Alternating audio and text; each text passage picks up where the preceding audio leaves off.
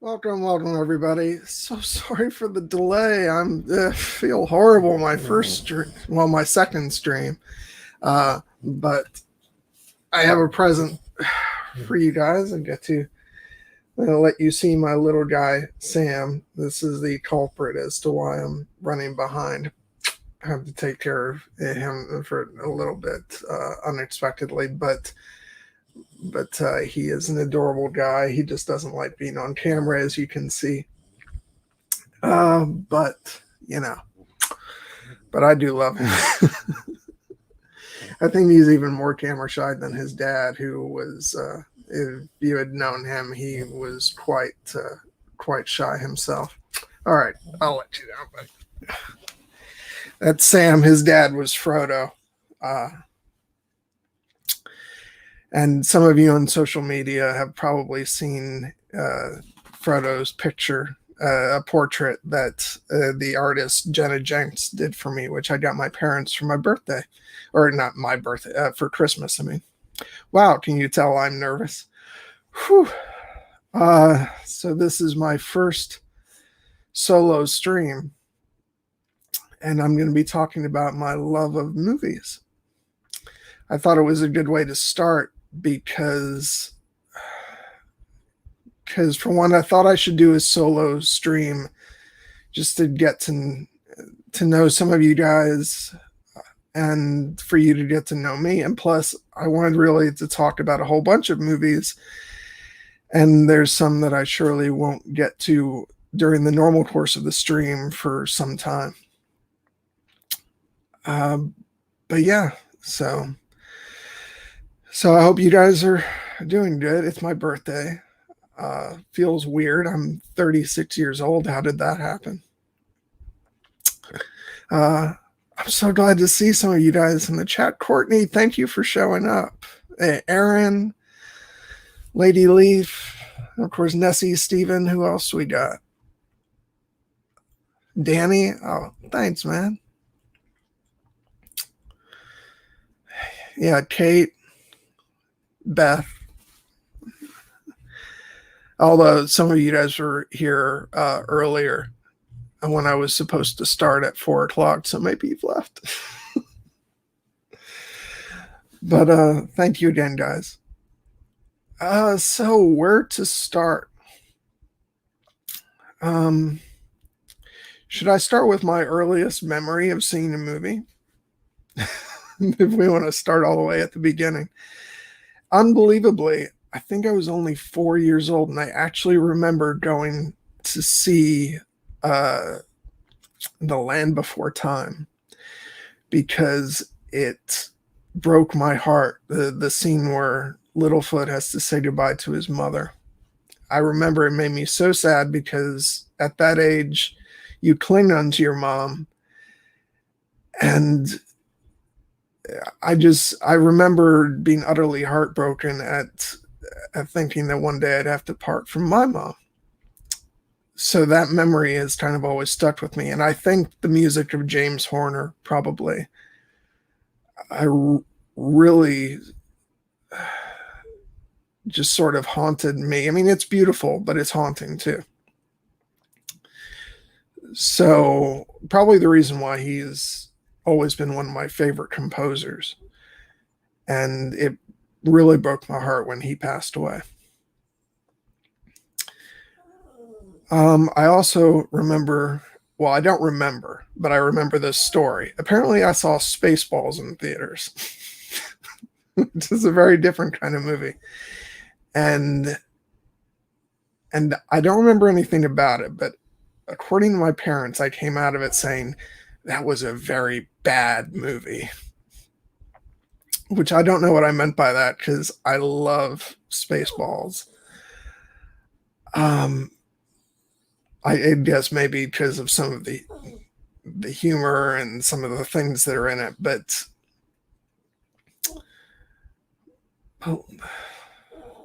let's see. I mean, I'm sure there were tons of others when I was little, but I mean, I don't think anybody can really escape one of the. Actually, hold on. Before I move on, I know somebody asked a question, and I do not want to. Oh, it was you, Steven. What was the film that inspired your love of film?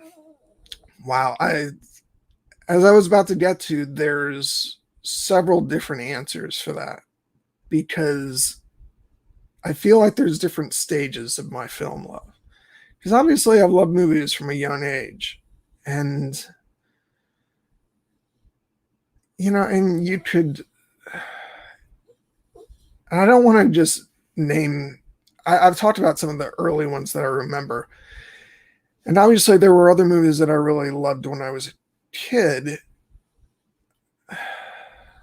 But that's not the same as falling in love with film.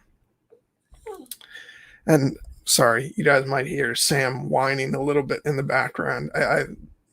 He doesn't like to be separated from the rest of the family, so he'll probably be let out in a minute or two. One of the big early ish films that was more in tune with what I would come to later love was probably Braveheart, and I was about 11 years old. I didn't see it in theaters, but my friend Tim had rented it. And I just remember it being all encompassing and being really sucked in by the cinematic scope, the epic nature of the story, the music, Mel Gibson's performance.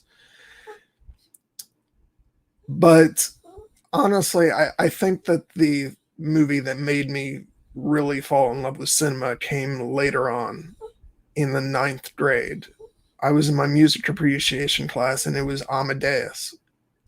Now, that was the film that really taught me about loving film as an art form, that the different elements of direction, cinematography, acting, music, direction could all come together to form moments and images that were really impactful. Hold on a second, guys. Sam wants to get out, so I'm just gonna send rather than leave, I'm gonna make my dad come to me on my birthday. Um, but yeah, he's an adorable dog, but he doesn't like to sit still in one place for very long.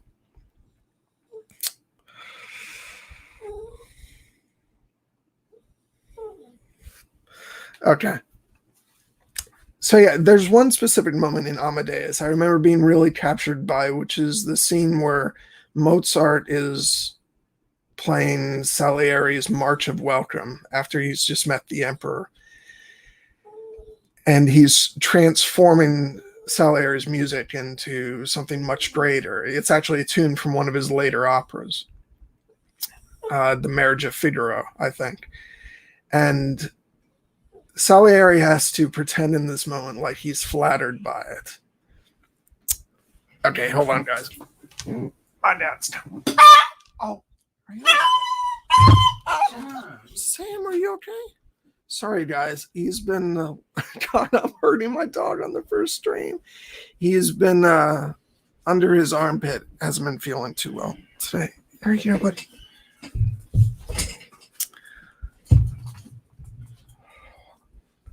God, that didn't come off well.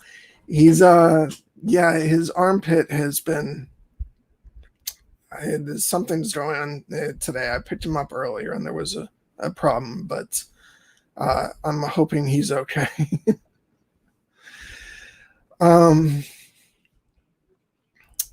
But yeah, so God, I'm sorry, I'm so distracted. I hope he's okay. I love my little guy. Yeah, Steven, he did sound a little bit like a chicken. God. Oh, I want to go check to see if he's okay. All right, what was I talking about? No, Beth, not like Sam Gilly. That's it's his dad's name was Frodo. So it's like Sam and Frodo. My mom actually named him Frodo to make his dad Frodo to make me warm to him easier, because when they first brought Frodo home, I was not keen on having a dog, and because I never had one before, and and so and so she named him Frodo, and he was my best friend after just about an hour. So I went from not wanting a dog at all to loving him dearly. Sorry, Steven's trying to keep me on topic. Yes, Amadeus changing the music.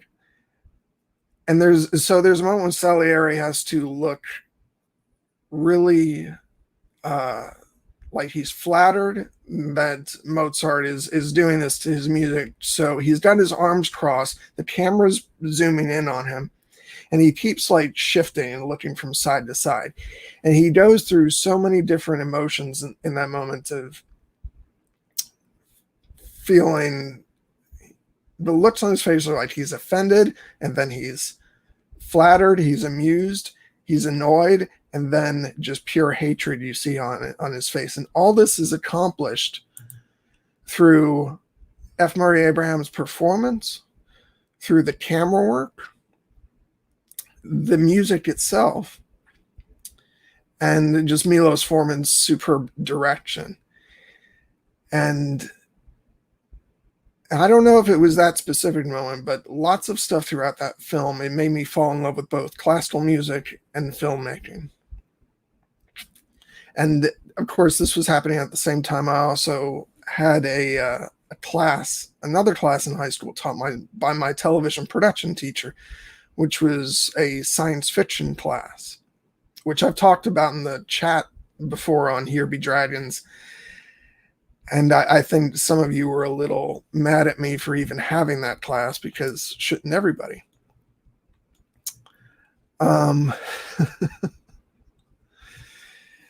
But he was taking us through different films and breaking down.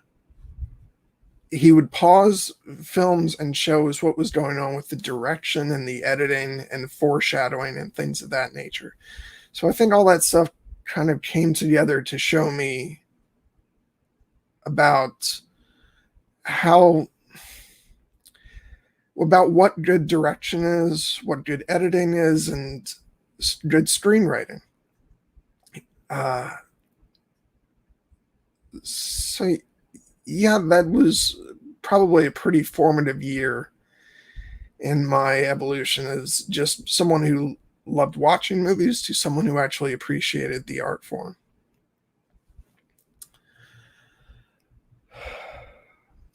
Yeah, Kate, topics are highly overrated. They are.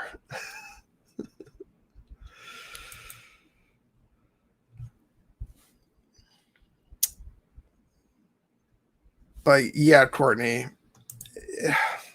I choose to remember the good times of high school. I did not have this is going to veer off topic again, but I did not have a great high school experience. Because I was very solitary, and I'll save this for another time, but yeah, I did not get through my high school experience without my fair share of bullying. But TV production and the science fiction class, and honestly, my love of Lord of the Rings really got me through. Of course, Lord of the Rings didn't come until near the end of high school. But yeah.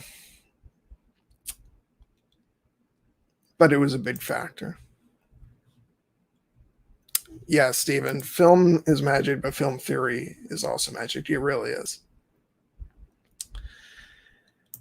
All right, what to talk about next? So I've talked about Amadeus. Shortly before that, the Star Wars special editions came out, and I guess I can't not talk about that, because I remembered Star Wars, but I wasn't really in love with Star Wars until they came back out in theaters. I recalled it, and I knew that my dad had some old Star Wars toys in his drawer that he was saving for, not because he was a Star Wars fan, but more because they were valuable. And so it kind of kept in my mind. And I remember when the commercials started coming out for the special editions, I was like, oh, yay, they're coming out with new Star Wars movies. My parents were like, no, I think they're the same as the old ones. Little did we know that one day there would be more Star Wars movies.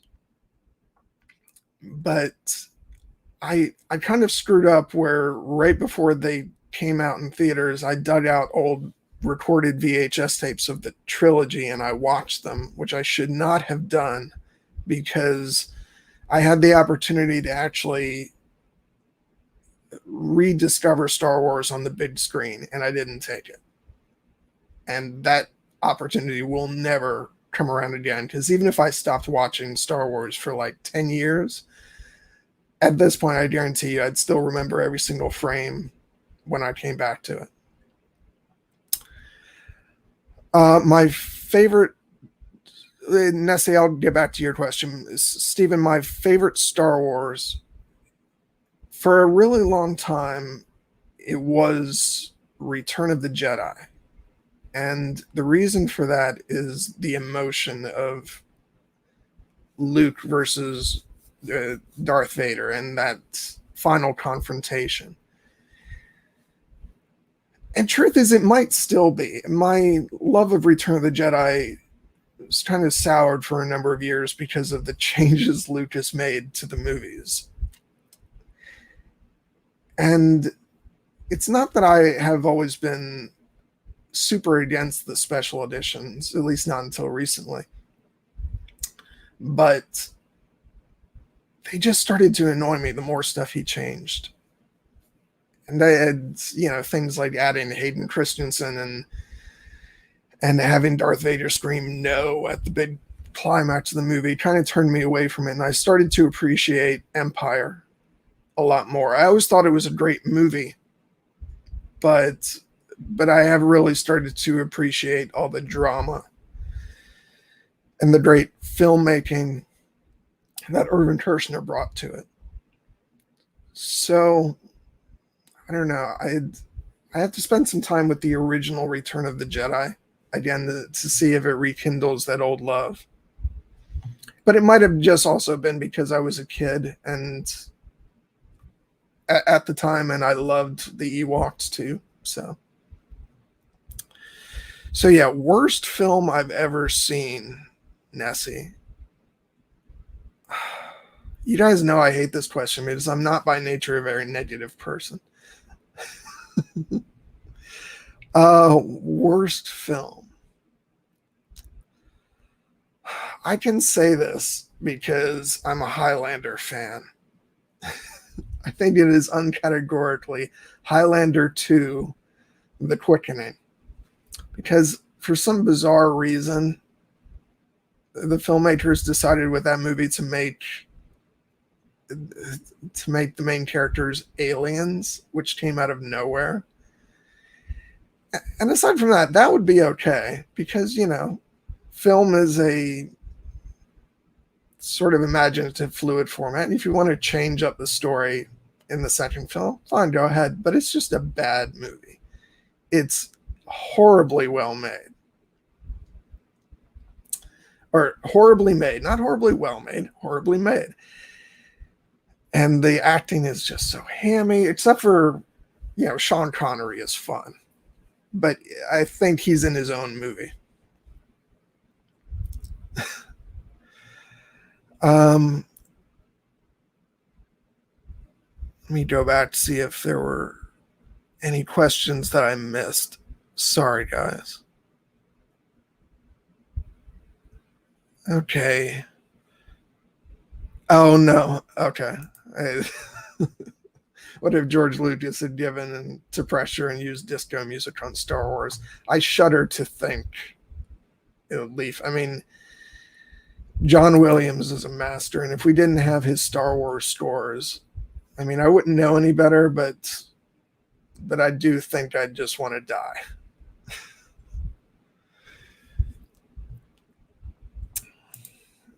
Yes, Stephen. I'm glad you've actually seen it because I wasn't sure if anybody else is even knows what Highlander is, because that's a very 80s and 90s thing.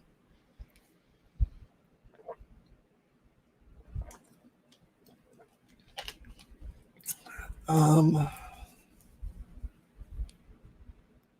oh, am I, Beth? You're nice for saying so. I still feel so nervous. I feel like I'm going to run out of things to talk about at any moment.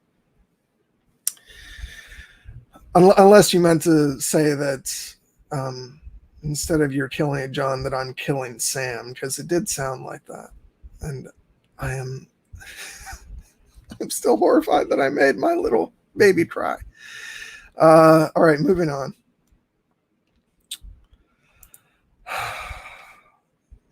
So I was talking about Star Wars. I think we kind of covered that. So I fell in love with Star Wars, and the next step is Lord of the Rings, which we covered on the first stream. But I can't not talk about it because there is no or overstating how much of an impact Lord of the Rings had on me. Because it wasn't just my love of the movies. It was the fact that I was able to follow along with the filmmaking process through the DVD extras.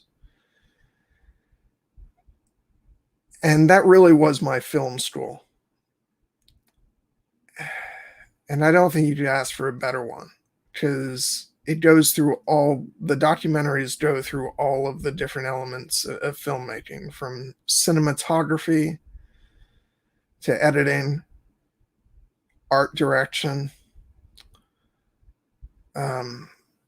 just you name it. They go through everything, and I got to go over it over the course of 3 years, and getting to see the film process throughout the films, and as the filmmakers were getting better themselves because they went back to do reshoots each year. So there was always something fresh in those documentaries. Nessie, I'm talking about it right now. Lord of the Rings is the film that changed my life. There is life before Lord of the Rings, and that includes the books, and life after. Because it touched me on such an emotional level and taught me so much about filmmaking. And, there's a reason I go on and on about Lord of the Rings. People have told me that I have an unhealthy obsession with it, but it is really one of the cornerstones of my entire life. It's my Star Wars in a way, even though I love Star Wars and I'm passionate about Star Wars. I'm just not this passionate and obsessive. No, Shar, I didn't, because I didn't see you in the chat yet, which was, I think it was something to the effect of, if I was on a deserted island or no. Yeah, I don't, I think I'm making that up. But if I had to watch one actor's films for the rest of my life, and no other actor, I think I'm going to break this. Should I break this up into differentiate actor and actress? Because if I can do that, the actress answer. But no, I'll take it seriously. The answer, if only one actor, Ian McKellen. Because on one hand, just because of how incredibly talented he is and how much I love his performances, but also it gives me the X-Men films, it gives me Lord of the Rings, and he's given a lot of great performances in other films. I think one of his unsung performances from the past few years was Mr. Holmes, which everybody should go watch if you're a fan of his. Go watch it even if you're not particularly, because if you're a Sherlock Holmes fan, for instance, I think it's a great movie. It's about Sherlock Holmes as an older man and one last case that he feels he needs to close the book on. It's a beautiful performance. He's wonderful in it. And actress, of course, yeah, it's Kira. All right. Do you guys want to indulge me talking about the whole Kira thing for a few minutes? Because I will.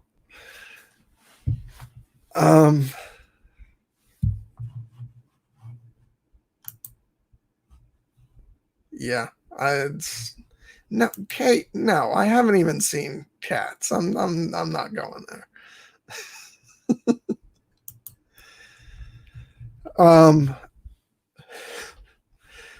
I'm getting silence on the question about Kira, but you know what? Damn it, I'm going to do it anyway. Let's start at the beginning on that one. It definitely started with Pirates of the Caribbean. I think I saw that, and it was I had a great fun time watching that movie. And then there was a moment of, who is that? But honestly, it didn't start until I saw Pride and Prejudice, which that's a fun story because I actually went to go see that because it was my mom's birthday, and horrible son that I forgot to get her a card. And so I was looking for stuff that I wanted to do to make up for it. And yeah, I'm going to be honest, having noticed Kira in Pirates and then in the movie King Arthur, which I had gone to see, yeah, I was starting to develop just a teensy little bit of a crush at that point. So I said, yeah, sure, I'll go see Pride and Prejudice. And honestly, guys, this should be a follow-up to what I said about Lord of the Rings being the film that changed my life, because Pride and Prejudice also gets a place on that list, because I did not in a million years think I was going to be as impacted by that movie as I was. Because before I saw that movie, I think subconsciously I was still really into love stories and things of that nature. But that was the movie where I just completely changed into someone who didn't care what genre of films I was watching. Because what happened over the course of that movie was I pretty much fell in love with both Kira and Elizabeth Bennet, the character.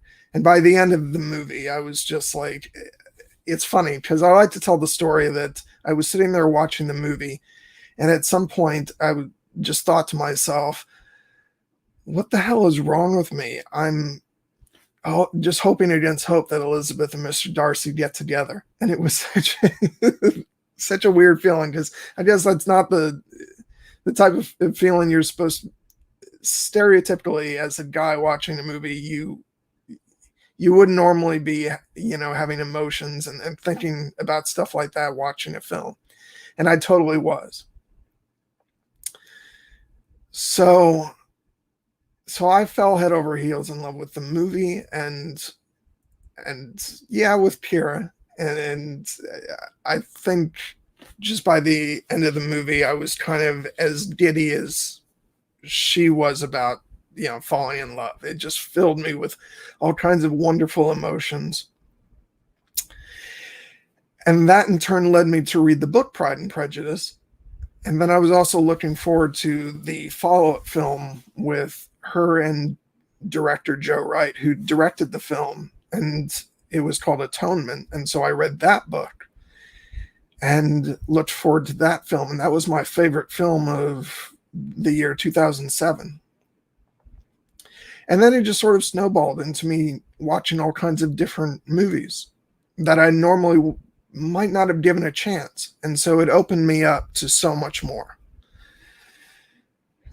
And so that's kind of the story of that. And I became a self-professed Kira fanboy after that point. I'm not ashamed to say it. Got to go. I started to go see films of hers, like The Duchess, and then a couple of years after that, Anna Karenina, and a whole bunch of stuff. And so yeah, it's, as I said, it snowballed from there. And then I started to embrace films that were more, yeah. The only thing I can think of is they're stereotypically called chick flicks, but I hate that word because I think at the end of the day, you just have great movies. And so now I'm open to all kinds of different movies, and I have Pride and Prejudice and Keira Knightley to thank for that. Yeah, Atonement. Like I said, it's my favorite movie of 2007. I love it. It's definitely one of my favorite films. Yeah, it really is, Aaron.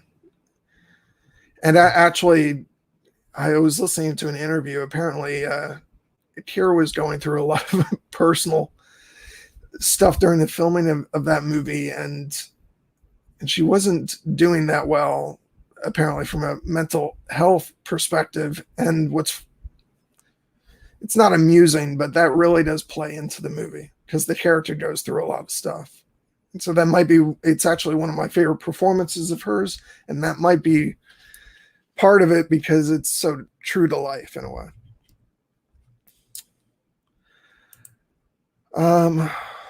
Favorite film score. I mean, it is Lord of the Rings. Howard Shore is a genius. If I had to pick one of the scores in the trilogy, it's Return of the King, because all the themes come into play in that movie. And they get amped up to like 1,000. I mean, when you get the Ents nature theme come full force as the riders of Rohan, ride on the Pelennor fields. I mean, there's no better cinematic moment than that. I mean, there might be, but it's up there. Yeah, I know, Steven. I need water during these things. Water is best for quenching thirst.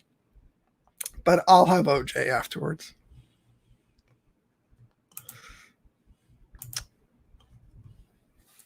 Yeah, thank you, Courtney. I will admit that I was kind of shy about admitting it for the first year or so. It was kind of this secret that I had to live with, and at a certain point, I was like, you know what? Who cares?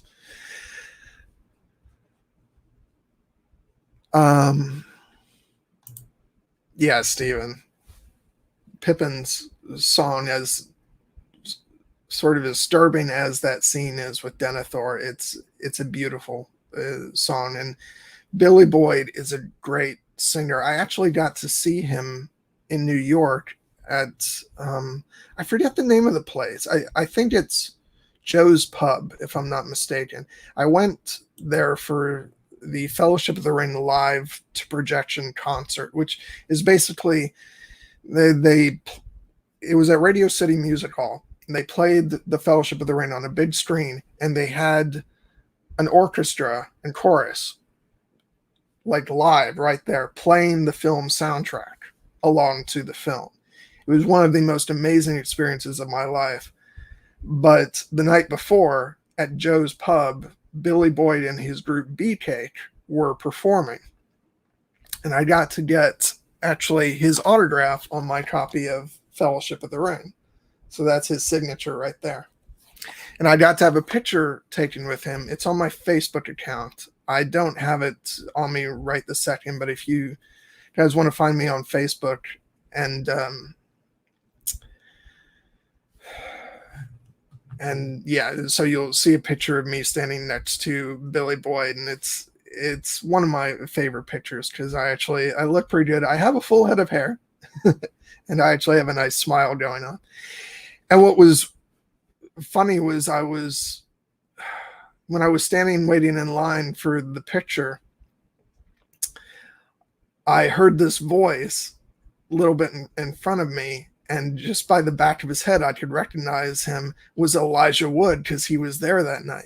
I didn't actually get to meet him, but it was so funny, just the fact that I automatically knew who it was. But yeah, yeah, Beth, Outlander. I love Outlander, guys. It's just a phenomenal show. That again is one of those things that I love the fact that I'd spent years being open to those kinds of stories and movies because by the time Outlander came along, all I needed to know was that it was a Ronald D. Moore show who was behind Star Trek Deep Space Nine and Battlestar Galactica, and that Bear McCreary was doing the music, and I was automatically on board for the show. And just especially that first season where you have the love story between not just Jamie and Claire but also Frank. It's just so heartbreaking and so beautiful, and it immediately became one of my favorite shows.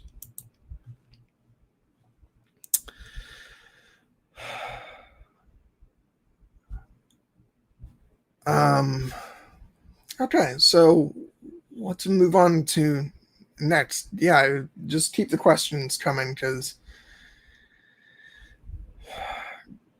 I think that's some of the best anecdotes are coming from your guys' questions.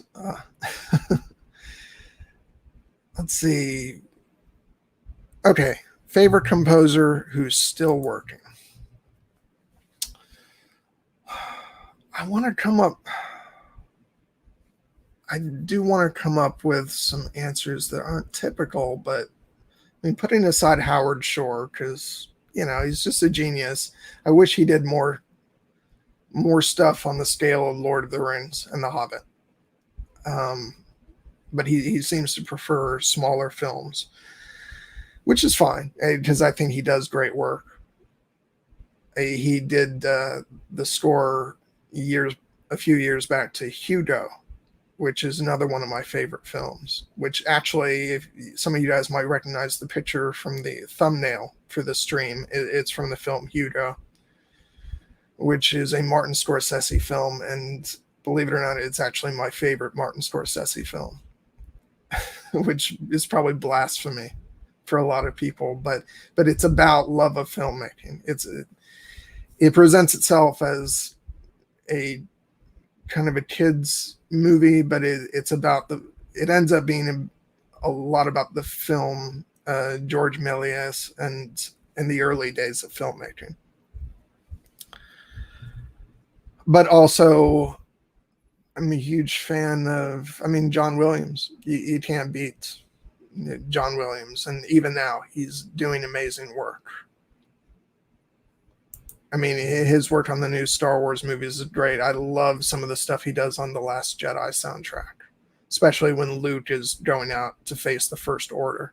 I remember getting goosebumps just watching that scene. Let us see. Okay. Have I read the Outlander books? I have not, because it's one of those things that I've been meaning to start, but I just have so many different books and movies that I'm watching, so it's kind of got pushed back. What I want to do is read up to the point where the show is currently at. I don't want to read past it because I've enjoyed getting to go along on this journey with the show, and I love all the surprises and unexpected turns. So I don't want to know what's coming down the line. But I do have some beautiful collector's editions of the first 3 books, and they're just waiting to be read, and I'm going to get to them as soon as I can.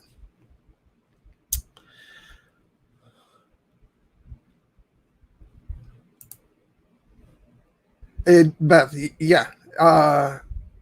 Watch Hugo. Yeah, and I think that's a wonderful movie because, like I said, it's about the joys of filmmaking, but it's under the guise of a kids movie. So I think that might be a good choice. What movie would you like to see remade and why? Are you trolling me, Steven? You know I hate remakes, or at least the new form of remakes. But all right, let me give an actual answer. If there is one, damn it. You know, no, I'll come back to that. I'll think about it and I'll come back to it because it's like I just want people to go see the wonderful original movies. There's no need for for remakes. Am I having cake for my birthday? So far, I'm not, and I think that's because we don't have the supplies for it, and we're kind of hesitant about going out to the grocery store until we need to because of everything that's going on. But I don't know. Maybe my parents have surprised me. If we are having cake, it's going to be just plain old chocolate cake, which is my favorite. Um, yeah, I'm sorry, Stephen. I still don't have an answer for you. Um, all right, you know what? Remake a. I'll tell you why. And I'll give you an answer, and I'll say why it's my answer. I I want to say the original Highlander, and not because I don't like the original Highlander. There's stuff that I'm not crazy about in the movie because I'm more of a fan of the television series. But you know, it's not a perfect film by any means. Uh, but I'd like to see a quality remake of it done, just because I think that it's a concept that has a lot of potential, and it's been ill served by sequels. The sequels have all been, you know, pretty, let's just say it, bad. At the time, I remember liking number four because I was a fan of the TV series, but let's be honest, it's a passable TV movie at best. But I'd love to see a really quality remake of the original film done, something that attracted a good filmmaker and, you know, an excellent cast. And it gives the series a chance of having some legs. Uh, yeah. Thank you, Courtney.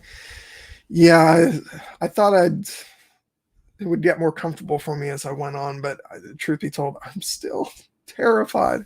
But thank you for saying so. I hope you guys are all having a good time.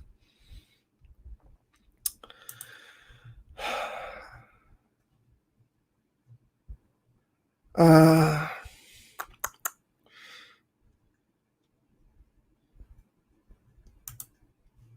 I am, and it's because yay, I get to talk about this now. I'm actually not. I wouldn't. I'm not a Dune fan yet because I haven't read the book Dune. I have it on my bookshelf, and I really want to read it. Again, you know, lots of stuff I have on my plate, but here's why I'm looking forward to it. Two words: Denis Villeneuve, because I am obsessed with Blade Runner 2049. I was never like a super big fan of the original film. I admire it a lot. I think from a visual effects point of view, it's groundbreaking, and I love Rutger Hauer's performance. I think it's one of the all-time greats. I think it's a film for me that gets more and more engaging the longer it goes on, probably because of him. Because by the end, he's sort of the protagonist of the story. But I do remember hearing a lot of people say about how they were affected by the movie and what a sort of pinnacle of their film loving experience it was. And that's how I felt going to see Blade Runner 2049. Just chills down my spine from the opening minutes of that movie. And I fell in love with the story, the characters. I love the relationship between Kay and Joy. And the visual style, I think the direction and cinematography is just gorgeous across the board. And Harrison Ford's performance, even though he's got a relatively small uh, part of that film, just he is heartbreaking in every moment of his performance. And I think the final frame of that film, non-credits, I mean, the final shot is just one of my favorites in cinema. It's so emotional and heartbreaking. And I love the fact that they reprise the main theme from the original film. And so I'm actually looking for someone to talk about that film with me in an upcoming episode, and hopefully I can get somebody, because I have so much I want to say about that movie, and it's one of those that I knew I was going to consider a classic for years to come after just seeing it on the big screen once, and it's one of the few that I went back multiple times in recent years to see, because back in the Lord of the Rings days, I saw that like 13 or 14 times in the cinema. I don't do that anymore, but I did go to see Blade Runner 2049 about 4 times on the big screen, because I wanted to remember that big screen experience.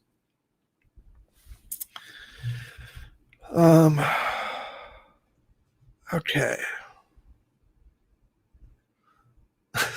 You guys are talking about cake. I can't blame you. Birthday cake is one of the great joys. Yeah, I'm not going to say anything about that, Stephen.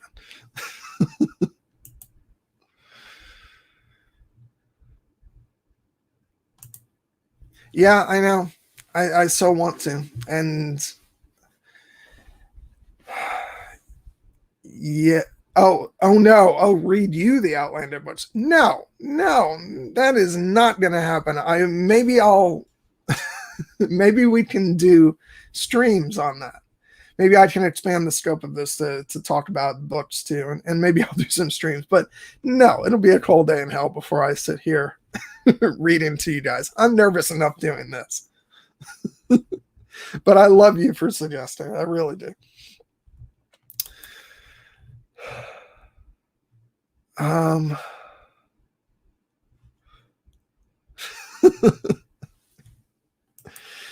yeah. Yeah, Aaron, you know what I'm about.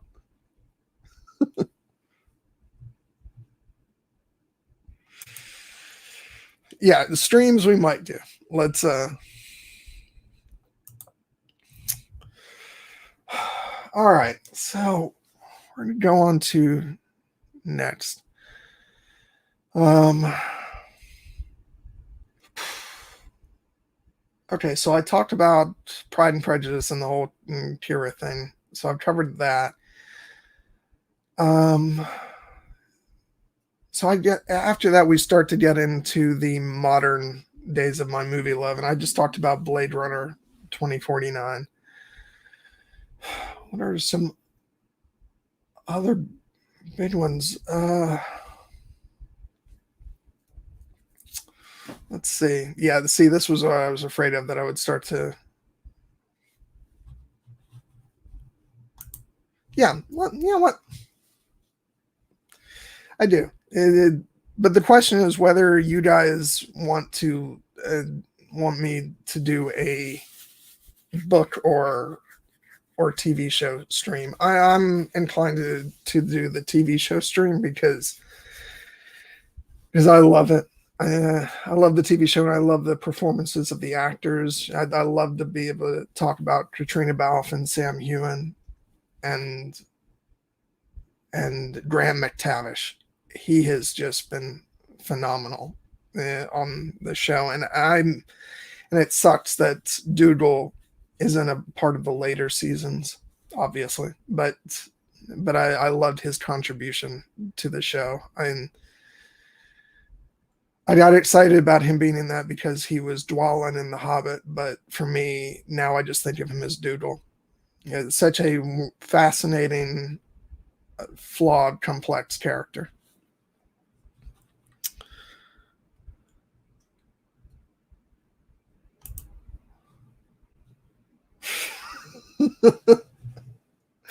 Has the people in the chat as replacement for favorite roles.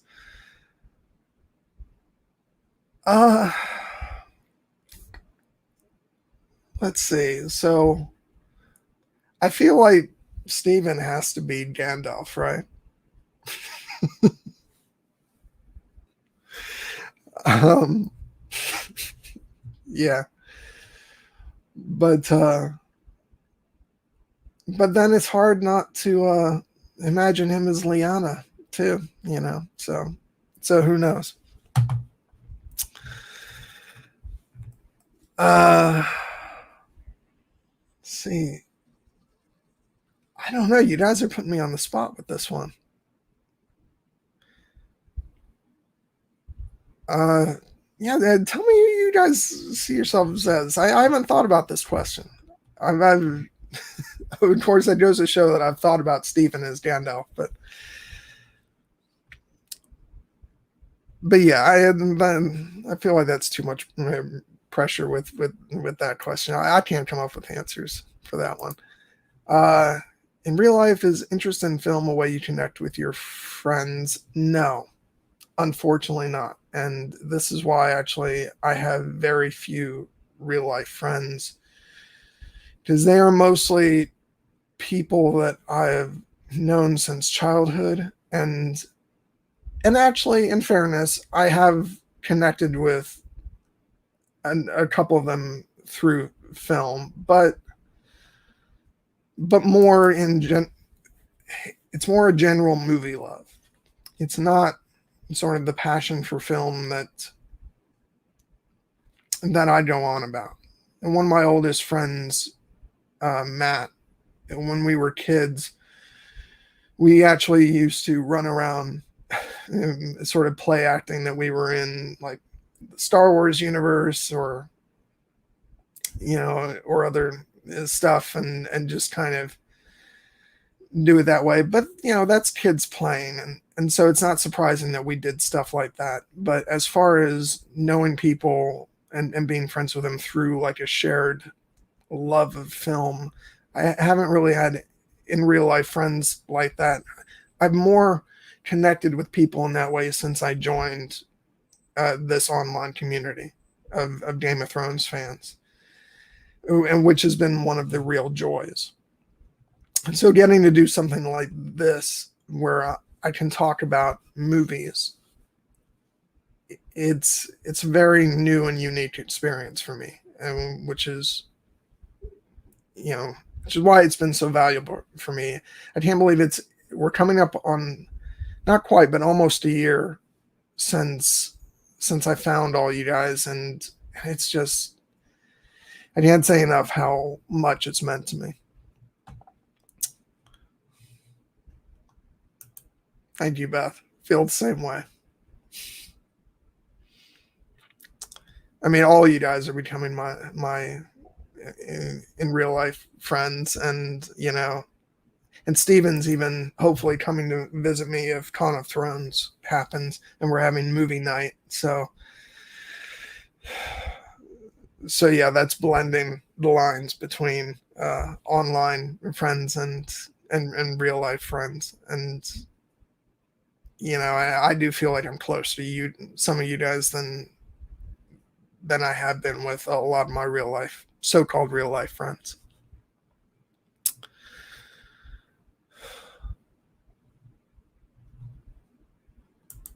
Yes, Bernie. I know it's a chore sometimes, and I know you've had your grievances with Outlander. For the record, I'm loving it all. I've adored each season of the show, although I will say that I think probably the first two seasons have been the strongest, especially season one. I think I really fell in love with the story of those first 8 episodes, and I don't know that I've loved any portion of Outlander more than that. And I really do think it's because of what Tobias brought to the role of Frank, and the fact that they were able to play that love triangle which from what I understand is not what the book is like at all. Apparently Frank is not a very likable person, so that's going to be interesting reading. But but I'm looking forward to it all the same, because it's a different aspect of the same story. So I can appreciate it for being its own thing.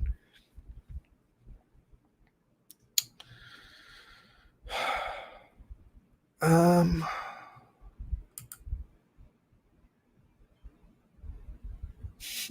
yeah. If I'm God, now I'm worried that I made it sound like movies were a criteria to be friends. They're not, but more so just so long as I feel comfortable talking. See, that's the thing. Something that I've never had with my real life friends is, and part of it is, I guess, online anonymity in a way, but I don't have that anymore because here I am talking to you guys.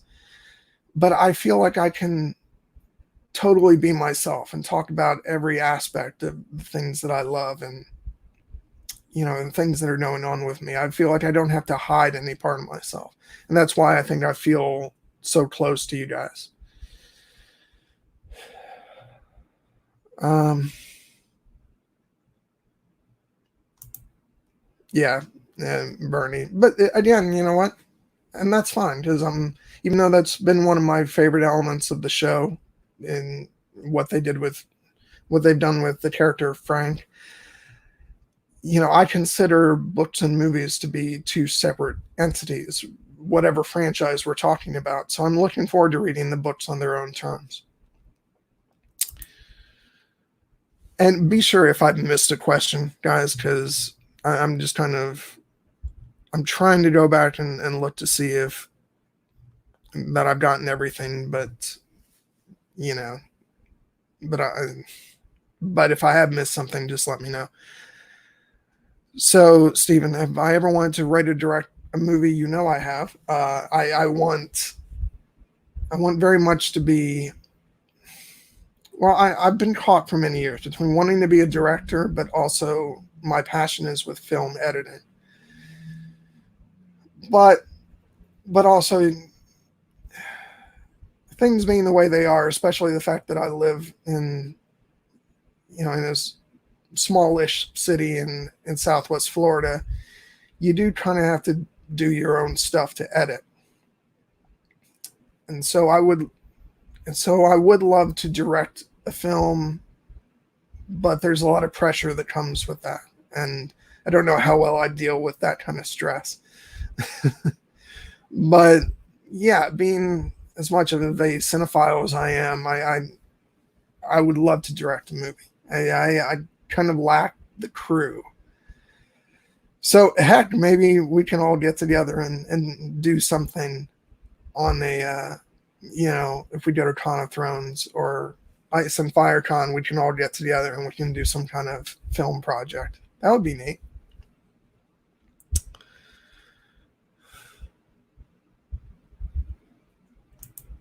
That's right, Aaron. We do have different, extremely different tastes, but we share Lord of the Rings, so we have that. So no worries there.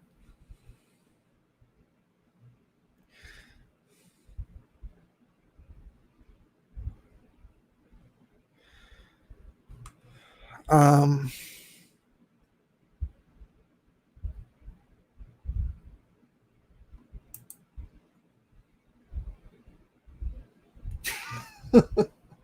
yeah, because of Miller.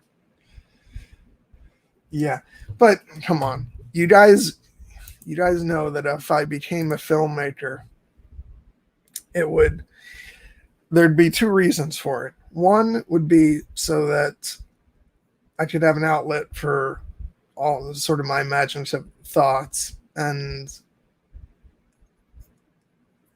just because of my general love of movies. But come on, you guys all know the real reason would be so I could try and cast Keira Knightley in a movie. Um, there's no denying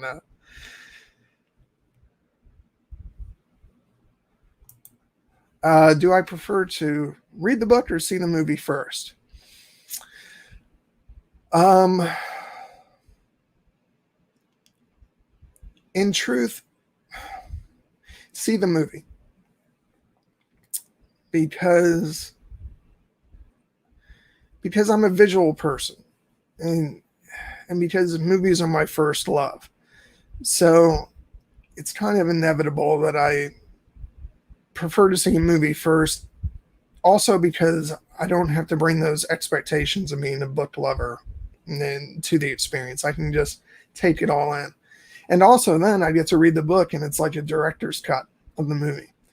That said, if I do read a book first and then a movie comes out, I'm very appreciative of that experience. I don't feel like it diminished the experience of seeing Lord of the Rings at all, because I came to the books first. So the answer is I'm not opposed to either, but probably my choice would be film first, because that's my big love. So that's my answer.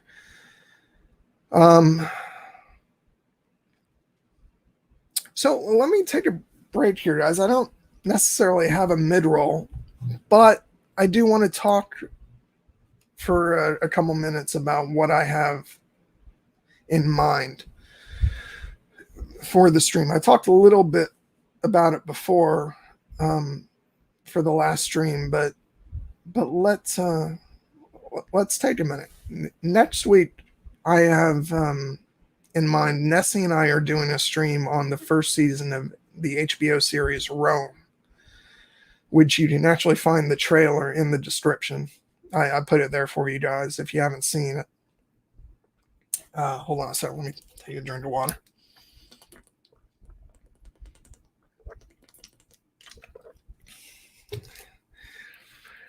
And so we're going to have a lot of fun talking about that. I've kind of wanted to do that on Here Be Dragons, but it doesn't really fit with the theme of that show, because we really talk about things that are present in geek culture, and I think Rome is something different. So we're going to talk about that. I'm also hoping to do streams on what I call Joe Wright and Keira Knightley's trilogy of period films, or literary adaptations, should we say, which I'm doing the first of which tentatively with a friend of mine, Jared Kozel, who has been in the Here Be Dragons chat before. We're going to talk about Pride and Prejudice if everything goes according to plan.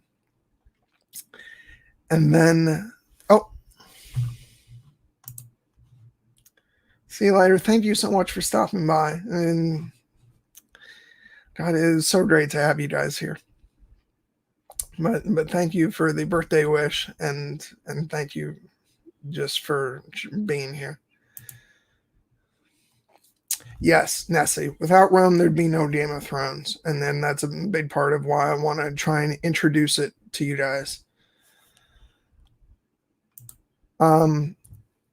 And beyond that, I have a couple other things on the horizon. I've reached out to some people to talk about some different stuff. I'm going to keep it a surprise for now, but I think we're going to have a lot of fun.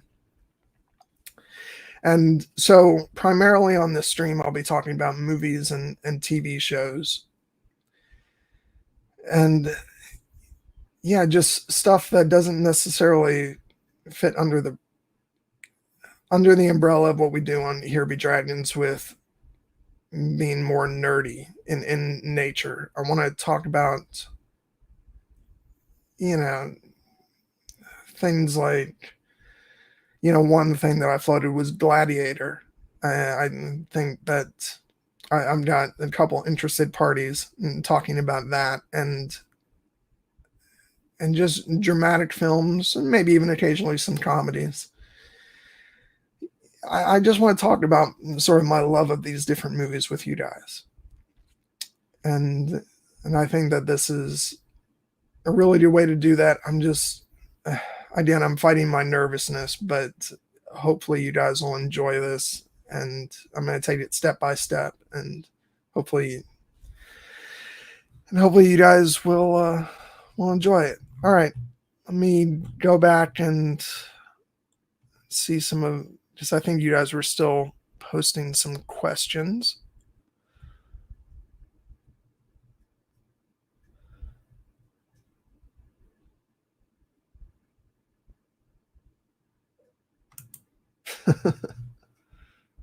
Thank you. Yeah, I wear the hat because I've got to promote my Lord of the Rings love. I feel like it's part of my brand.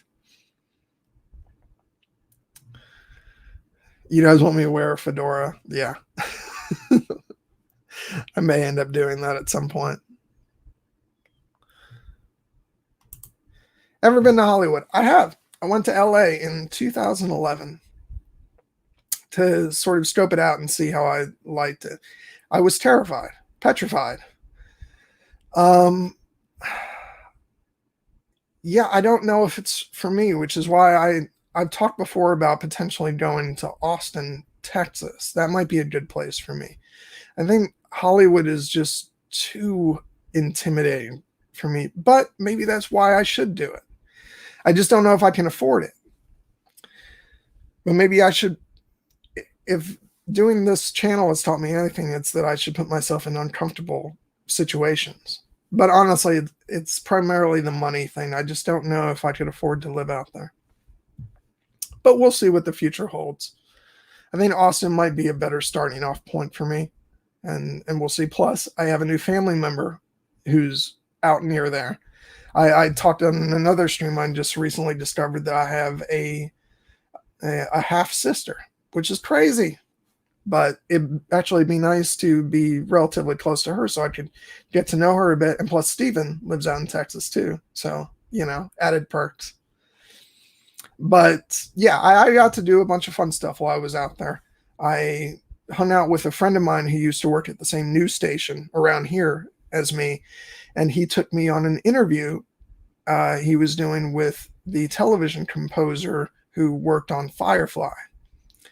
And so, again, if you go on Facebook, you will find a picture of me with him. His name is Greg Edmondson. That was a treat. And let's see.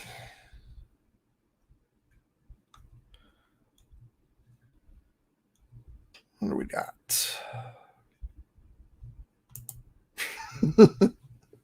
Yeah, I'll have to see if I can get a Gandalf hat. I actually don't own one, so. But I feel like I want to make Steven wear that.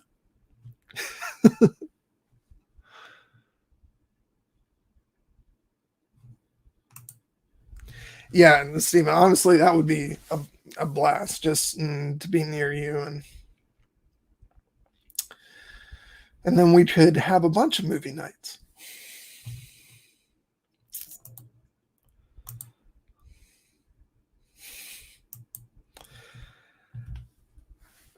All right. So next, what I'm trying to think of important films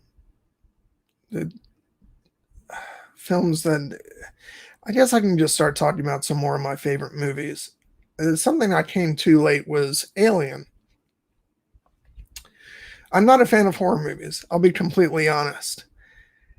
And I was kind of putting off Alien for a number of years because I was sort of terrified of just the entire thing, especially the chest burster and all that stuff.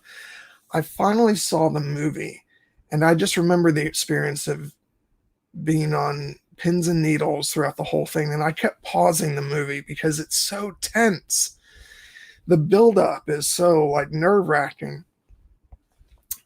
But once I got through it, it became one of my favorite movies ever. It's so hypnotic, the film. It's my favorite of the franchise. I know a lot of people are more fond of James Cameron's sequel, but for me, I love the terror of what's really frightening about Alien is not the alien himself, but the cold emptiness of space.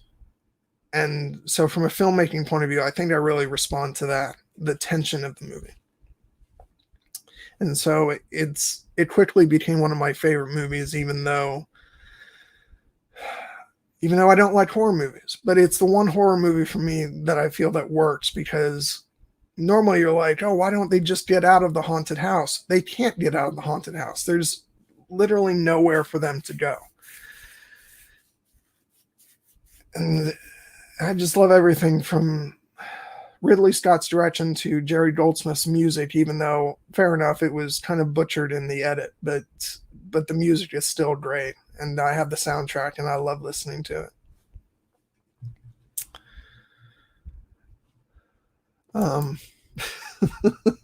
Steven. Yeah, you know, I'm pretty sure I've made my intentions clear by this point. God.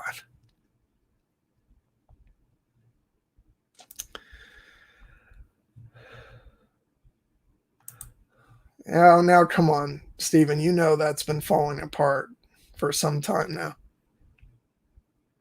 Yeah, I mean, it's been a sham.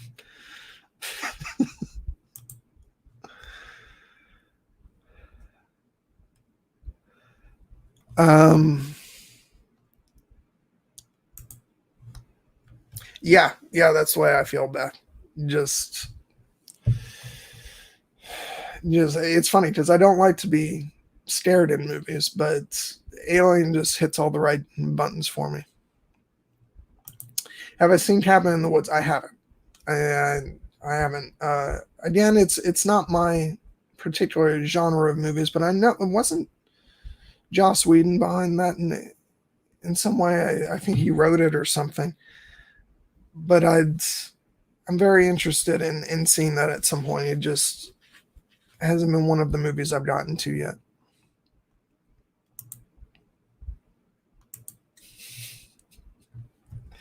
I didn't say that one thing I've never been called, but okay. Fair enough.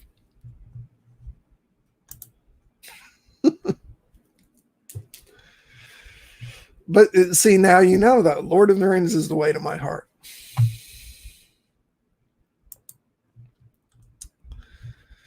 Okay, so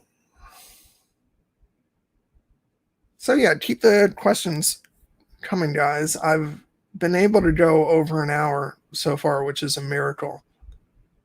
I don't know how I've managed it, because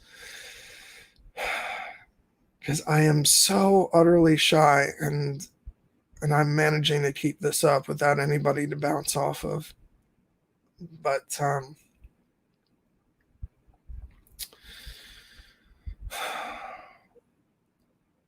trying to think of some other stuff I can talk about to you guys.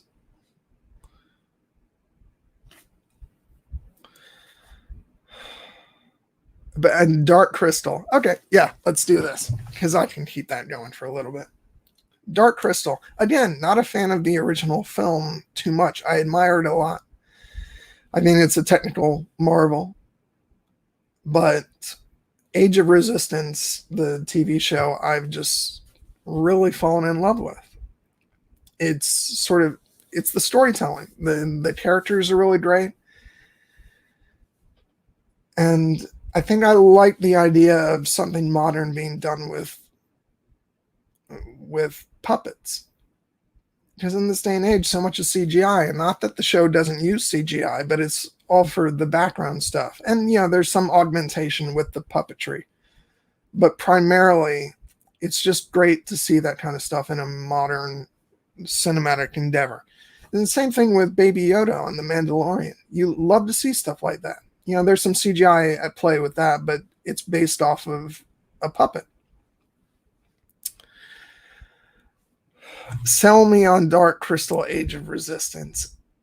Now, Stephen, if I haven't done it yet, how on earth am I going to do it? Seriously. My recommendation should be enough. But no, there's part of it that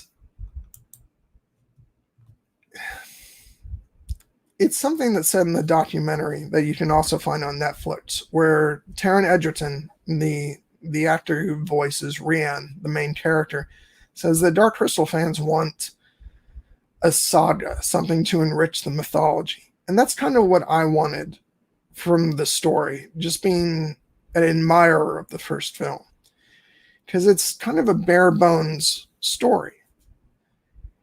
It's a great vehicle for getting to establish the world and working with the puppets and just creating this whole thing. But I really wanted something that would dive deep into the mythology of the world, and that's what the series is. You get to know all these different clans and the deep history of all that stuff in the story. And that's for me what I really responded to have that depth that's on a level of something like Middle Earth or Westeros. And I think that's why I responded to it so much, because there's an incredible sense of, again, depth to the story that I don't think there is in the original.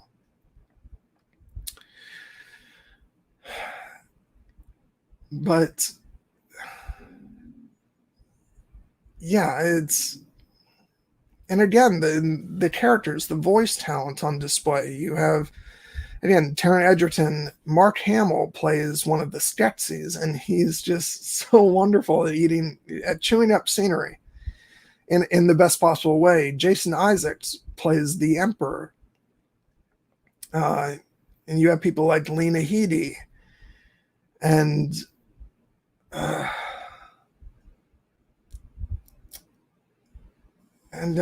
I'm trying to pull out names from Game of Thrones. There's quite a number of Game of Thrones actors in the show. Maybe you guys can help me out in the chat, because I'm drawing a blank right now, because I'm trying to not trip over my words while remembering some of the names. But there's plenty of people, and Natalie Dormer has a bit part in it. And the actress who plays Missandei, I don't know why I'm drawing Natalie Emmanuel. That's it. She's one of the main characters, and she's so good. She's wonderful. And they're working in tandem with the actual puppeteers who are creating their own performances. And it's just beautiful work that's done in the show. And so, honestly, guys, I can't recommend the show enough, because it's just, honestly, it's replaced Game of Thrones for me. That's the fantasy show that I'm into. And I pray to God that they press forward with another season.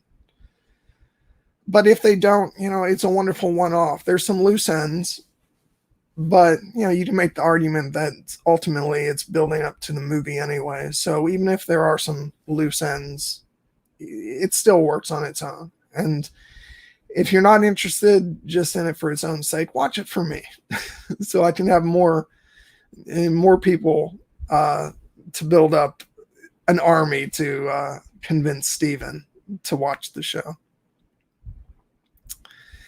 And honestly, Steven, I've said this before, but it's not unusual to be put off initially by the puppetry, because even me, I was game for it. And it took me probably about 15 minutes before I really just let go and got into it. Yeah, Simon Pegg is in it. He voices Chamberlain, and he is amazing. Obviously, he's not the guy who voiced the role in the original, but he's perfect. He captures just about, the voice is almost exactly the same, but he brings his own thing to it. It's wonderful. I love his performance. Yeah, it's on Netflix, Beth. Just please, guys, go watch it. And Leaf, they haven't announced, but the word down the pipeline is that they are going to do it. They're just waiting to announce. And and a lot of people were speculating that they were going to announce this year at one of the big conventions, but with everything going on, who knows if that's going to happen. But I'm really hoping they announce it soon, if only to give some of us a reprieve from everything that's going on. We could use some good news. But the way I look at it is if they had canceled it, they would have said so by now. I think they're just waiting for the right moment, the right thing to tie it in with, maybe an anniversary or something. Because honestly, if they're going to cancel it, I wish they would have put us out of our misery by now. It's been long enough. But I'm really hoping that we get a season 2 because I just loved it. And I want this to be a long-term series to follow.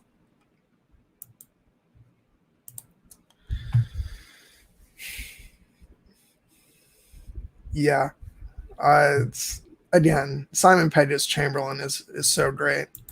No, Kate, don't wait 5 years. It's 10 episodes. And there's so much, we have so much time to binge stuff now. So please give it a shot if you can.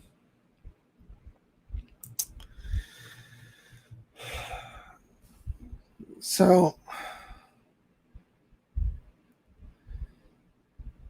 yeah, there's that, and what else can I talk about? Bring forward, some stuff you want to hear me talk about. Do I have a favorite comedy?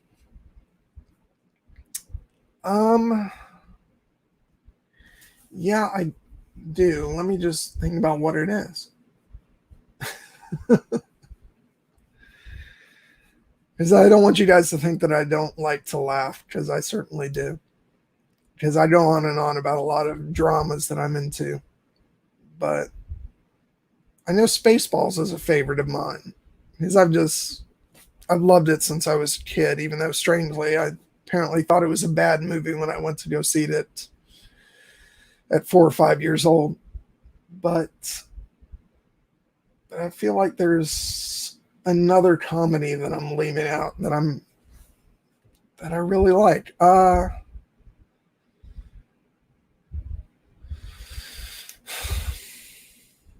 Yeah, I don't know. I'll stick with Spaceballs for now. Something else pops in my head. Just because being as big a Star Wars fan as I am, how can I not love Spaceballs? And I think I actually took it more seriously when I was a kid for some reason. I mean, I think that Dark Helmet and the Schwartz were just as valuable to me as a kid as Darth Vader and the Force. So it's funny. So even then, I was taking the absurdist stuff just as seriously as anything else.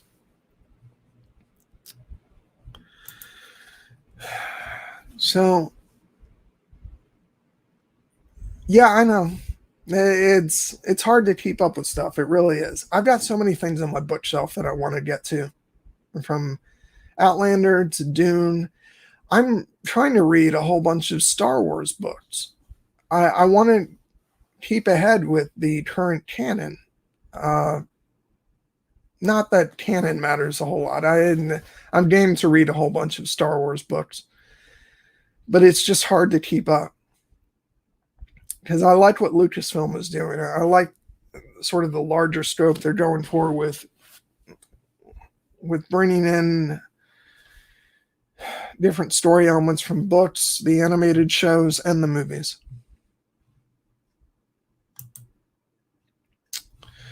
What is your opinion on my favorite rom-coms, ones that involve Drew Barrymore? In fairness, rom-coms are movies that I haven't seen much of, although I have seen The Wedding Singer. And I love it. It's a wonderfully fun movie. I haven't seen many of her other ones, but I should, because I know that a lot of people love them. But yeah, The Wedding Singer is fun. I remember one year when I was in back when I was in karate, when I was in my early teenage years. I showed up at one of the karate camp weekends with my hair bleached blonde, if you guys can imagine that. And it was so bright that people were calling me Billy Idol. And I remember that because Billy Idol is in The Wedding Singer. And it was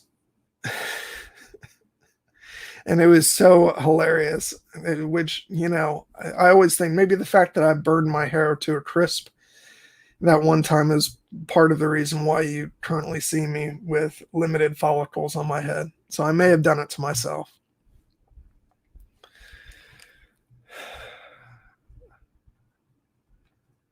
Galaxy Quest, yeah, that's a favorite. That's absolutely a favorite. Because again, big Star Trek fan. So how do you not love it? Because it sort of lovingly takes digs at Star Trek, but it loves it at the same time, and it loves its fan community.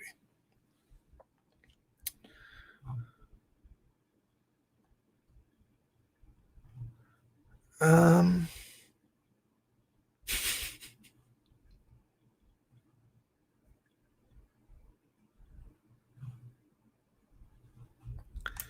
let's see, Downton Abbey, Gosford Park. I haven't watched Downton Abbey. It's another one of those things that I just haven't got to. I have watched Gosford Park. I quite like it. I actually have a special edition of that film. It's a very well made film.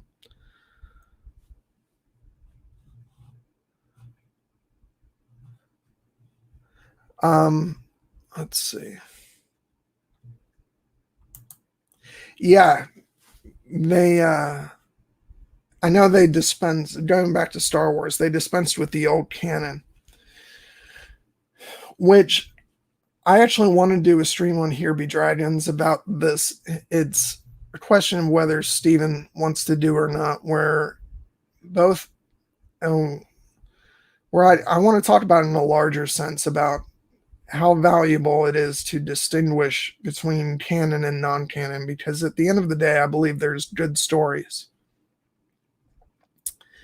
And it doesn't really matter. If you take a look at old Star Wars stories like the Thrawn trilogy, a lot of people love that story. It's not canon anymore, but does that mean that it's not an important story? I think the fact that it's a great trilogy of books supersedes it being canon. And I think that you can use your own imagination to splinter off stories in different directions. Plus, I think for people who weren't into the new trilogy, they can enjoy that story and maybe get something out of it that they didn't get from the new movies. It doesn't mean that they discount the new films, but that they have their own version of the story that they can do. And good. Yeah, I'm glad you like that idea, Stephen, because it's something that I'd really love to talk about. Because with my sort of love of storytelling in general, I don't think we should limit ourselves to just canon. And we can even talk about this in relation to Game of Thrones. A lot of people have theories about what happened after Game of Thrones,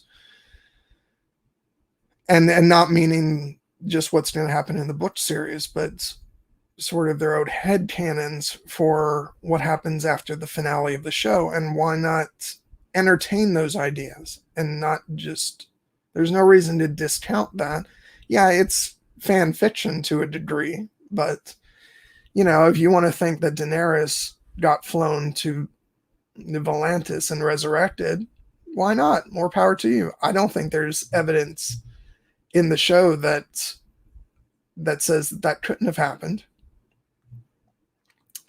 So yeah, stuff like that. I'm very interested in talking about the value or irrelevance of canon. Cat ears or monkey tail? Uh, Monkey tail. I'm good with having a tail. I think that'd be cool. Um, Whereas I can't imagine any situation where cat ears would look good on this head. I really can't. So let's go with monkey tail. Okay, so let me just dive into some movies that I'm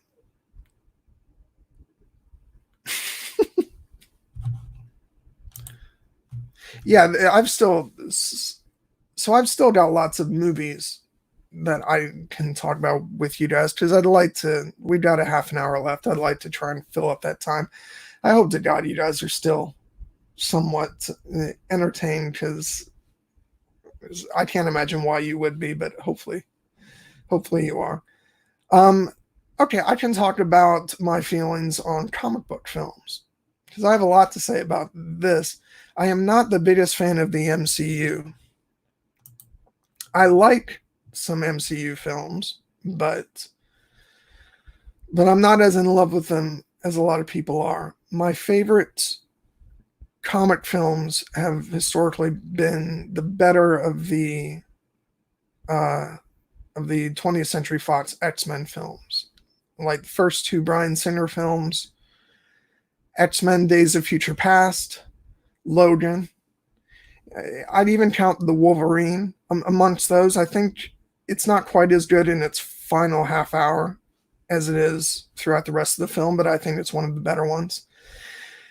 I like those films because they're, for the most part, not about saving the world from some big apocalyptic thing. They're about social issues and they're about the characters. And I just, it's like, even with the original X-Men, you have stuff with Magneto who believes that he's, a good man doing something that needs to be done. He thinks he is actually saving mutant kind, and his objective is not even to destroy humanity, but to not to say it's a good thing that he's trying to do, but he's trying to turn them into mutants so that there can be peace. So he sees his objective as something that's morally right, that he should try and do. And that as a concept is extremely interesting to me. And you have Logan, who's struggling to understand his past. And, X-Men 2 is all about Logan's past and how these different races are interacting with each other, and the fact that they're fighting against someone who has prejudice against mutant kind. And that's just the kind of stuff that interests me more than fighting against just every MCU movie tends to feel like it's about saving the world from some larger than life world ending thing, with the exception of something like Ant-Man, which, I'll be honest, I had a lot of fun with that one. I think that's probably one of their funner entries, and so I do like that. But also some other, and I love Christopher Nolan's Dark Knight trilogy. I think that's great because, and again, this goes to me not being a huge fan of cinematic universes. I like when these movies have a story unto themselves, because the states of character or the states of the story feel more real to me. So I don't know if I like the fact that in the MCU everything is part of the same world, which I know is what a lot of people like about them, but it's just not for me, to be honest.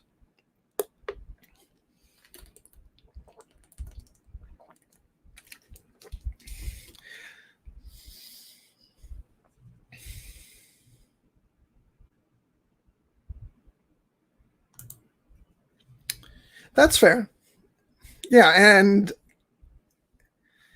again, I'm not trying to be too down on the MCU movies, because I know a lot of you guys love them, and I think it's great that you guys get stuff out of those movies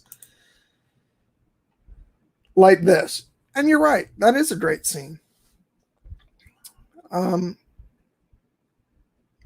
but it's just I think I'm looking for different stuff. I have talked about how one of my favorite movies in the MCU is actually Captain America: Civil War, and not Civil War, The Winter Soldier.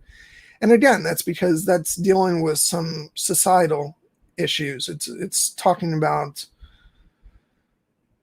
sort of government oversight and how many of our personal freedoms are we willing to give up. So that has a lot of interesting stuff that it's talking about. And I love the character dynamic between Cap and Natasha. So yeah, then there's stuff in those movies that works for me really well. But just on the whole, I get more from some of the other things, and I do think I especially like that movies like the X-Men films, like the Dark Knight films, and even stuff like Guillermo del Toro's two Hellboy movies, which are wildly different, but again, they exist in their own universe, and I think that's why I like them so much. And and I love those movies. I Del Toro is one of my favorite filmmakers, and I'm sure I will do a stream on Pan's Labyrinth, which is one of my all-time favorites. I think he's a brilliant filmmaker, and those are probably two of my favorite comic book films that he did. Especially the second one, where he seems to just go all out in his sort of love of fantasy and nerdy things. And of course, I could go on about feeling bad that we never got his Hobbit films, because he was originally slated to direct the Hobbit films, and those would have been really interesting. Yeah, I know, Stephen. You said uh, you're a big fan of Pan's Labyrinth. Maybe you can talk about that with me, because I think we'd have a lot of fun doing that.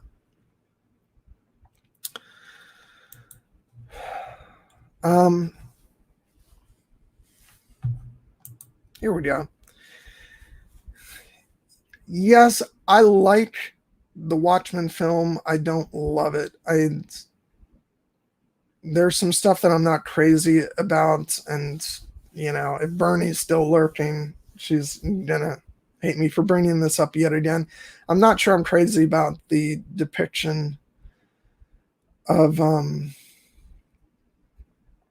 oh my god, my mind's blanking out. I'm forgetting character names. Ozymandias. I like the actor in general who plays him, but I'm not particularly fond of the portrayal in that movie. I think it's too evident that he's a villain from the get-go, and I hadn't even read the comic at that point. But I love the new HBO Watchmen series. I mean, it's one of the best TV shows I've seen in a long time. I thought it was fantastic. And of course, we talked about the show on Here Be Dragons. So please do go watch those streams. Not enough people have seen those, but I'm sure you guys have watched them. But if anybody is watching this that hasn't tuned into those streams, please go check them out, because we all love that show, and it's and I think you can tell, but it's a fantastic show. Yeah, Courtney, the cinematography is actually incredibly stunning in the film, and the use of music, I really like that. Just from the opening, when you have Bob Dylan playing over the opening credits. Whatever complaints I have about the movie itself, those opening credits are amazing. I think it might actually be one of my favorite parts of the movie, and the use of music and the cinematography for the film as a whole is just beautifully well done. And yeah, it's, from a visual standpoint, it's probably my favorite of Zack Snyder's movies, and it's probably my favorite movie of his in general. But I've been reading the graphic novel, and I like the graphic novel more, definitely. Sorry, guys. Let me mute for a second. All right, sorry. I am not used to talking this long, guys. Whew. Wow. But yeah, so what else? And that was it's interesting because Watchmen came out at a time where when we were seeing a lot of similar movies that were literal sort of literal depictions of uh graphic novels. That was a couple of years after Sin City, which I love. Sin City is just an incredibly well done movie. I love the cast of that film. You have Bruce Willis, Clive Owen, Mickey Rourke. Thanks, Stephen. I appreciate that. I At this point I do feel like I'm just kind of wandering aimlessly. Um yeah, so it's interesting watching that, and that's kind of subsided. We're not really seeing those same types of literal graphic novel adaptations anymore. So that seems to be a phenomenon that really hit big from like 2009 to 2008 ish. Yeah, Stephen, Elijah Wood is in Sin City. He is freaky as hell in that movie. That is definitely, you know, that's not Frodo, not one bit. On a scale of 1 to 10, how crazy do you think those of us are who watch the streams about shows we haven't seen yet? Uh, Not crazy because you guys love Community, and I love that you guys are there. As far as how crazy does that drive me, because I hate spoilers. Yeah, it drives me a little nuts, but at the same time I'm glad you guys are watching, but I am extremely spoiler adverse. Let me tell you guys a story about when the first 5 seasons of Game of Thrones was on, or less so the fifth season, more seasons 1 through 4. I was watching the show at the time a lot with my mom. My dad would watch it in the bedroom because he tends to watch stuff off on his own. And of course, all you had to do for spoilers of Game of Thrones was just go on the internet, and people would post spoilers from the books. And I hate the very idea of spoilers. So my mom would, without telling me, go and look up spoilers. And we got to the end of season 4, the last couple episodes, and she sort of casually mentioned something like, "Yeah, I think Shay is gonna sleep with Tywin." And it was such a random, weird thing to throw out. And I'm like, "Mom, you've been reading spoilers." And she's like, "No, I just think that." And it was so transparent. And so once we got to, especially season 6, she was like, "Can't you just tell me what happened?" I was like, "Nope. I don't know what happens now. So you're totally cut off. So now you have to just experience the show and go through all that emotional turmoil." So it was kind of nice knowing that she didn't have an outlet at that point, or not outlet, but a source.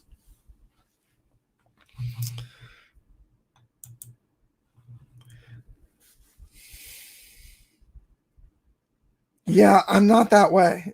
If I find something out, it's going to keep coming back in my head until I watch the episode, and then it's totally ruined. I can't do spoilers.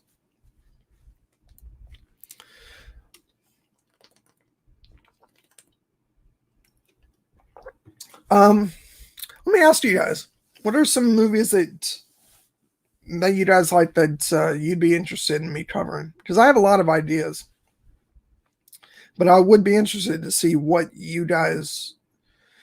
kind of movies you guys are interested in seeing streams about, because I want to, because as much as I'll be going off on sort of films that I'm really interested in, I do want to touch on some stuff that you're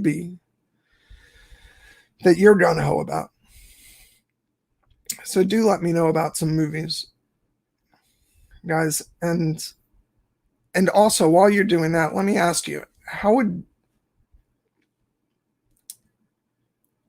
are you guys interested in films that might be more obscure that you haven't seen that I can talk about and maybe do reviews of? Would you guys, and maybe even some of you guys can do some some homework, and I'll announce a movie a week ahead, and maybe some of you will go watch it, and then we can all talk about it together. Is that something that you guys could be interested in doing? Because otherwise, I can try and touch more on stuff that might be more popular, but that haven't gotten a lot of attention.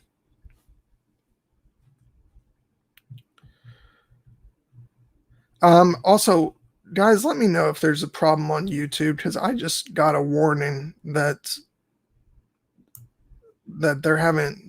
StreamYard is having trouble streaming to YouTube. Are you guys still there? That would be a heck of a thing to happen on my first stream.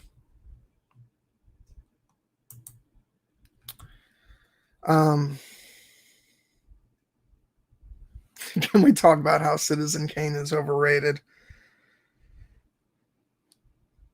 I don't know that I think it's overrated.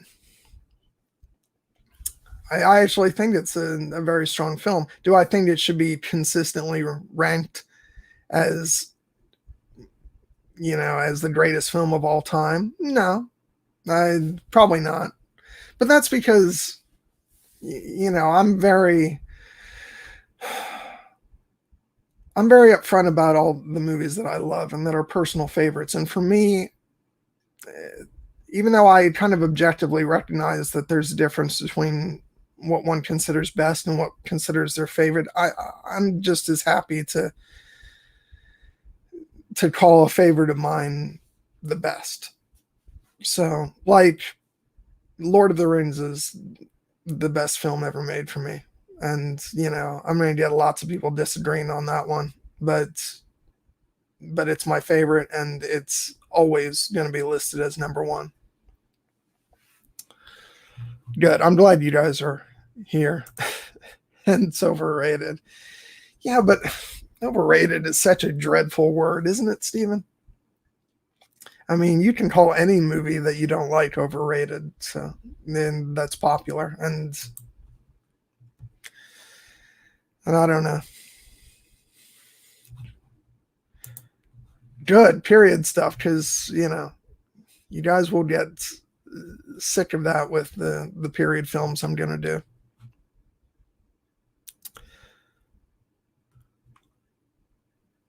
And I promise that they won't all be Keira Knightley movies, but a great number of them might be.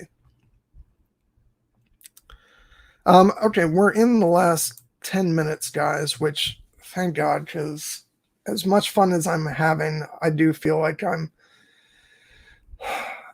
struggling here at the end, and and bless you guys for sending me positive words. I really do appreciate that.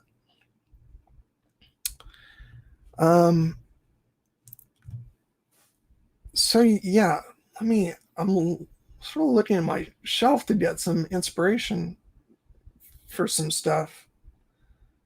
But yeah, okay. Yeah, I know. I did it. I don't know how good it was, but I did it.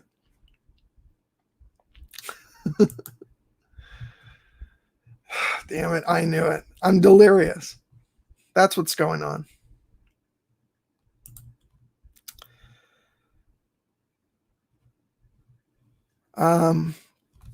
So yeah, let me run through a list of stuff that I had thought about doing. Just so I want to talk about, let's see, I had an idea for doing films like There Will Be Blood, um, Gattaca, Moulin Rouge, Memento, The Grand Budapest Hotel. There's a great science fiction film from a couple of years ago called Snowpiercer, who's actually it was directed by Bong Joon Ho, who directed this year's Best Picture winner. What was it called? God,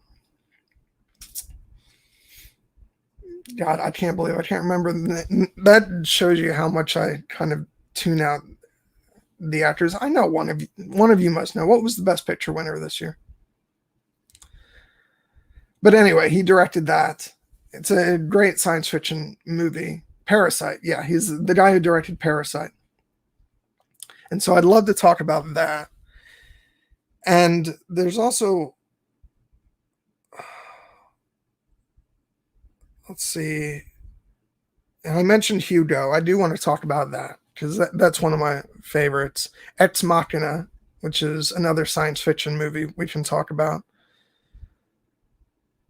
I know Erin said that she might want to talk with me about A Knight's Tale, which, and now thinking back, if we want to, we can list that as a comedy, which I'm pretty sure we can. That probably ranks up there as one of my favorite comedies. It's just a joy from start to finish. So whether Aaron's up for that or not, we'll see. But I think I want to talk about that either way. And yeah, so stuff of that nature. I'd love to just talk about all kinds of different movies. And so I'm hoping you guys will be up for that. Yeah, Heath Ledger. My heart still breaks about that. Such a talented actor, and I'm sure a lot of people think of Joker first when I think of him, but I think of A Knight's Tale because it was the first time I saw him in something, and I kind of went to the movie just on a whim. I got to see it in theaters. And yeah, he's so wonderful in that. He's got such a sort of enthusiasm about his performance. But really, the highlight of that movie for me is Paul Bettany. That's where I sort of fell in love with him as an actor. And so I'll go on and on about his performance as Chaucer in that movie. Let's see what you guys are saying. Yeah. Well, I mean, if you're up for it and leave, and when we do the stream about it, you can watch it then. I don't know if you want to wait to see until you can see it on some kind of bigger screen, more power to you. But it'd be great if you could go ahead and watch it, and then when you can talk about it with us when I do the stream. It's a great movie. Just be prepared to be overwhelmed for about the first 30 minutes. You kind of adjust to the movie after that point, and I feel like it calms down a little bit. Calms down, relatively speaking, because a movie like Moulin Rouge never quite calms down. But it's one of my favorites. And I love musicals, so no surprise there. But it's a beautiful film, and I think the Roxanne tango is probably one of my favorite sequences in all of film. It's just hypnotic and amazing. Yeah, Aaron, you did. I just mentioned it briefly. I talked about how you mentioned that you might want to chat with me about A Knight's Tale when I do that. So if you're up for that, I'd love to have you on. And because I love that movie, and we can have a whole conversation about it. So just let me know.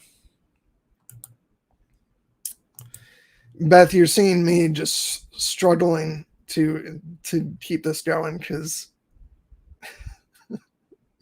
I'm so nervous. Okay. what did I think of the Tolkien biopic? I loved it. I really did. I think that unfortunately it got some negative reviews because a lot of people expected it to be imaginative on the scale of Tolkien, as if it was going to be some kind of fantasy film. But it's a biopic, and it adheres to some of the sort of standard. Uh, I don't want to say tropes because I don't feel like it because that makes it feel like the movie is cliche, and I don't feel like it is. But you do see some of the tropes of historical period biopics, but I think it's a beautiful film. It's got great performances. I think especially Lily Collins as Edith is wonderful. And the musical score by Thomas Newman is very well done. And I got quite emotional by the end of it. And maybe it's because I'm a Tolkien fan that I responded to it more than maybe some other people did, but I do think it's a beautiful, well-made film, and I'd like more people to see it. So yeah. Um, so we're coming down to the last couple minutes. Conventions, you're right. Yeah, not tropes, but conventions. That's the better word for it. Yeah, and Nessie, I know we talked about that. It was both on our lists of our top 10 films for the year. So I'm very proud of that. Just because it deserved more attention and it didn't get it. Yeah. Yeah, I assume you're talking about A Knight's Tale, Aaron. Yeah, the whole cast is fantastic because you had Heath Ledger, Paul Bettany, Mark Addy, uh, and oh my God, you can tell how on edge I am with this stream because I'm struggling to come up with names of some of my favorite actors. I know Rufus Sewell is in that; he plays the baddie, and oh my God, who's Wash from Firefly? I can't believe I'm stimping on his name, but you all know who I'm talking about. Alan Tudyk. There you go. That whole cast is just amazing, and I cannot go on and on about that enough. Thank you, Beth. I will try. I really will.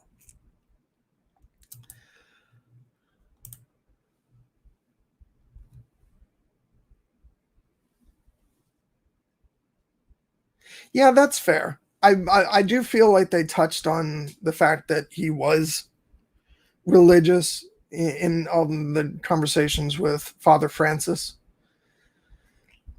But yeah, it's fair. They maybe could have talked more about his own personal religious beliefs and things of that nature. That's right, Aaron. She is in that. I'd completely forgotten about that. And she's actually one of the highlights of the movie The Artist. Um, I mean, there's a couple highlights of that movie. It's not one of my favorites.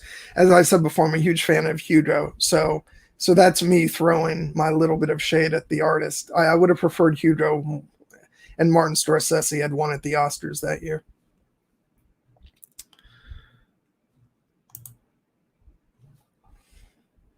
Yeah, see, I can't even remember if she won or not. I assumed she did, but I guess she didn't.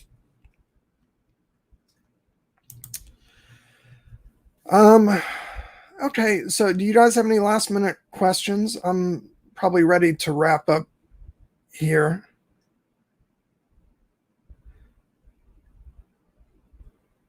Um,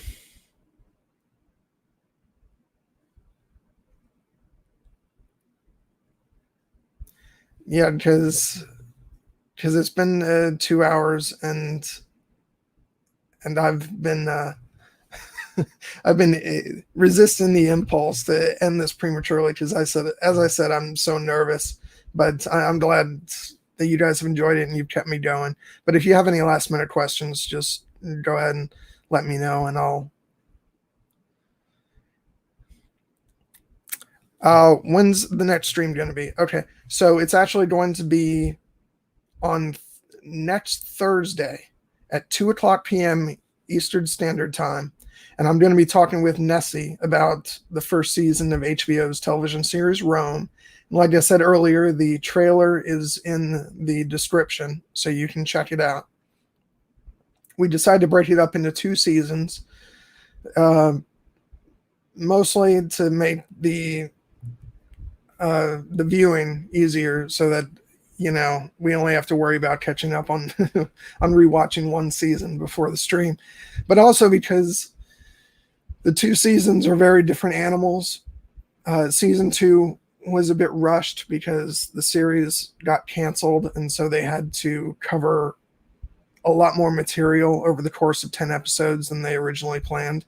But season 1 is just breathtaking in how amazing it is, and the story that it tells, and the fact that it leads up to the big moment of Caesar's assassination. And so yeah, Nessie and I are going to talk about that, and we're going to have a blast. I can't wait. I'm going to actually start rewatching the season tonight. And yeah, that's next Thursday, which will be on, let me look this up. It'll be on April 9th, and that's at 2 o'clock p.m. Eastern Time. So I really hope you guys can make it. I am just so excited to gush about that show. And then the week after that, tentatively, I'm going to be discussing Pride and Prejudice with a friend of mine, Jared, provided that we can get his streaming equipment all squared away. And then we'll be returning for the second season of Rome the week after that. And then, I'll update you guys on what's coming down the road as we get there.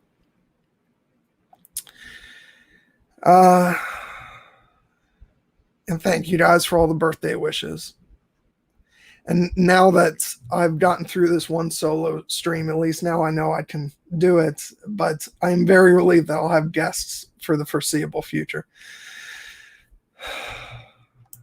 Season 1 is the best. It really is. I enjoy season 2 a lot, and I think it's got some of the best moments of the show. And I'm certainly not negative on it in any way, but season 1 is the best. So I'm glad that we can do one stream on dedicating, the whole 2 hours to that. Okay, looks like there's no further questions, so we'll go ahead and wrap up. And once again, thank you for all the birthday wishes, and thank you guys for coming. I've had a pretty steady amount of around 10 people in the stream for the whole 2 hours, and I'm just incredibly flattered by that.